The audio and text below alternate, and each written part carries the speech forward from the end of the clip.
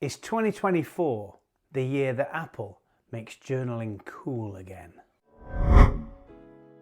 Hey everyone, Mark from The Spark here, welcome back. And yes, has Apple made journaling cool again with the recent release of iOS and the new journaling app? Now I think it's interesting that the app was delayed somewhat from its initial announcement at WWDC because we're in December now, and obviously 2024 is only a mere few weeks away, and at the start of every new year we begin to think, what can I do different this year than I didn't do last year? What things can I take up? Can I get healthier? Can I read more? Can I home cook more?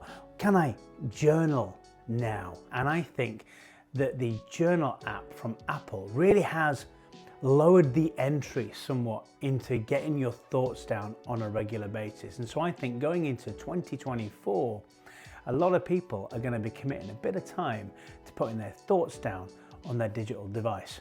So in this video, we're going to explore the journal app. I haven't used it that much, but as like lots of other people, I'm sure, coming into 2024, I'm going to be trying to use it a lot more. So I'm going to go through it with you, and we're going to go on a journey together about all its features, some of its positives and some of its negatives. So let's fire up the app and let's go. Okay, so here we've got the journal app. This is what it looks like a butterfly.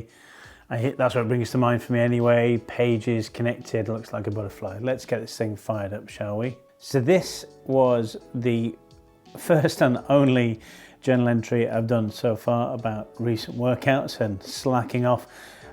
So I guess as we go on, this will fill up and we'll scroll up and down about what we've done. Let's create a new entry for today. Let's see what happens when we press the plus button.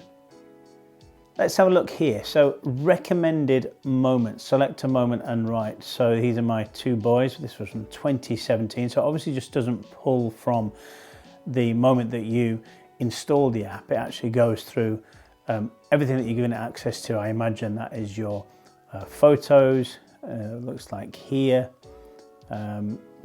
recent walks, fitness things that you've done. And then as well as that, it's giving you some suggestions for things that you might want to talk about. Okay, and I imagine if we tap that, yeah, we'll be able to get different suggestions you might want to write about. It kind of gives you a helping hand there. All right, okay, so that's the photos it can access. What happens when we tap recent? Okay, so the only thing it's got on here is something that I have done recently since I've installed the app, and that is going for a walk on the 5th of December. And if we tap that, it just gives you that. So you can add both those things. You can uncheck it, I would imagine. There you go. So it gives you the area, gives you where you walked. You can change the title there. Can you change the date? Let's have a look. All right, that just gives you a different format in which to view it. It's a list view or kind of icon view, I guess. And what happens if you click start writing, which is at the bottom here? Make sure I've got this in focus. So how is this walk different from any others? Any goals for the next time? Well, that's really nice. Gives you something to write about. I'll just write tests for now, just so we've got something to fill up our journal with. And down here we've got a magic button, so we can add more of that recommended stuff or recent stuff to it. We can obviously access our photos there, and we can take a new photo if we want to, so allow camera access. Well, there we are. And this one we can do an audio recording, so we can allow it access. And then this one, obviously, I imagine where you are. So if I've got this on airplane mode here, so I don't get any notifications while I'm recording this video. But obviously, if I had connected to the internet, it would know where I am. So we'll be able to add that to it as well. Up here, we've got 3 dots. So this is today's date, but we can actually go back to the moment date. So today's Tuesday, 12th of December. But this was actually last Tuesday because the moment date was last Tuesday. So we can actually backdate it to the more relevant date that the thing that you're journaling about applies to, which makes much more sense. And then we can also do a custom date as well if we choose to do so. And I guess bookmarking it here means it's saved in a folder called bookmarks. So if there's any particular interesting journal entries that we've made, we can go investigate them via our bookmarks. So we click done, and there we go. We've got a new journal here, so it's bookmarked. If we tap the three things here, we can remove bookmark, we can edit the entry, or we can delete the entry as well. I imagine we've probably got swipes, yeah. So we're going to remove it from bookmark. We can add it to a bookmark just by swiping it. There we go. And then the other side is, okay, so you've got delete. That's a bit awkward. There we go. So just swipe, there we are. And then I imagine that's edit again. Yep, there we go. So you can have that access there. And so here, yeah, you've got all your entries. So bookmarked, activity, and places. So what I have noticed immediately is that there is no search function on here. So maybe that's something they'll hopefully add later on, because I imagine if you start building up loads of entries, you might want to go back and visit a particular memory, but you haven't bookmarked it under bookmark or anything like that. And you just want to search for a keyword. They must want to introduce that at some point in the future, because that clearly is something that is missing. Let's go back to plus, and so that was the recents. Let's see what it does with recommended. And highlights from photo memories is under recommended. It's the top one here, so golden hour photos. So this pictures of my dogs, I would imagine. We best get this thing back online, because I reckon it probably wants to download these photos. Let's go on to do not disturb. And then people can't text me. All right, okay. So yeah, some lovely golden hour photos there. So these must be wanting to download the full pictures or something, but because they've been offline, let's cancel, go back there. Yeah, there we are. Okay, so now I'm back online. They're all there. 13 photos. So if we start writing, oh yeah, look at that. So all the photos will appear. So I guess we could have also selected before we did this which photos, but if we change our mind about photos, we can just delete them from here as well. What's the story behind this memory? I don't know. Sunset. We'll just write that there. And again, you can also add these different things here too, this particular one. And then again, let's go to, so the entry date is the 12th of December, because we're reminding ourselves of something from with these photos. It's kind of inspiring us. So there isn't a particular moment date, because all these photos are taken on different moments. And there we are.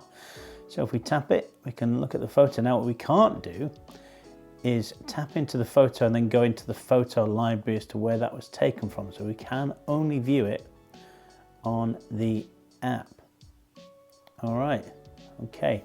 Let's go and try another recents one here, see what else we can bring up. All right, okay, it's bringing up loads more stuff because I've turned my internet back on.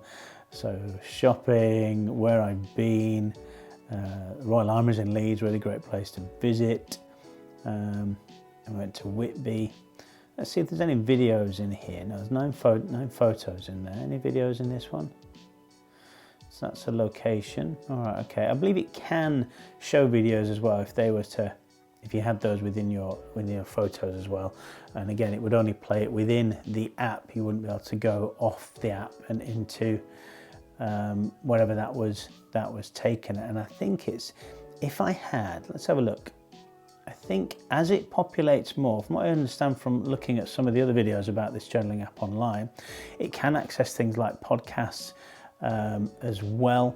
Now I use Pocket Casts for my podcast. I don't use the built-in Apple one, so maybe that's why it's not showing up here, because until Pocket Casts updates their app to connect in with the journaling app, which I believe Apple has released software that enables, you know, third-party apps to engage with this app, then I'd be able to populate it with certain podcasts that I've listened to. Maybe if I listen to more music on here as well, I'll be able to add what I've been listening to on Apple Music as well. So it's pretty much got all the basics there. The more I use this, the more it kind of learns the kind of things that I want to put in here. It might start recommending, like I said, some of those Pocket Cast podcasts. Maybe it'll start recommending some music entries. I think with the music you can also play it within the app, but again, it won't take you to Apple Music to let you listen to it there from an album or whatever. So maybe there's some things I'd quite like things to be clickable within the app you know, so it could take you to that particular folder on your iPhone and things like that. Maybe it's something to do with security, I don't know, but it could be something they're looking into doing in the future. So there we go.